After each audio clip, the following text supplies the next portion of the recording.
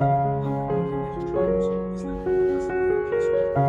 Había demostrado que al gastar con proyectos hacía crecer la libertad, pero su vida personal seguía siendo límite. Tuvo una triste pesadilla la noche en que vio a su hijo, un muchacho de 22 años endeudado y elevado deuda de banco. Él intentaba desesperadamente decirle que había superado sus vidas económicas, pero la encantada con el gesto romántico de la mirada de Esteban le sintió soltarlo. Estaban los dos llorando juntos cuando se cayó sobre su pecho y finalmente se levantaron ambos. Esteban sonriendo y el otro ansioso por demostrar que tenía la aprobación de la casa. Entonces ambos comenzaron a transcurrir sin discusiones más serias. Esteban comenzó a sentirse especial y a sacar la mayor energía de su sabiduría como padre de familia. Se encontraba pensando si había cometido un error, si había saltado algo sin estar realmente listo. El peso de sus decisiones impulsivas comenzaba a acumularse y Esteban no sabía cómo lidiar con ello. Con el paso de los meses, el matrimonio de Esteban y Elena se deterioraba rápidamente.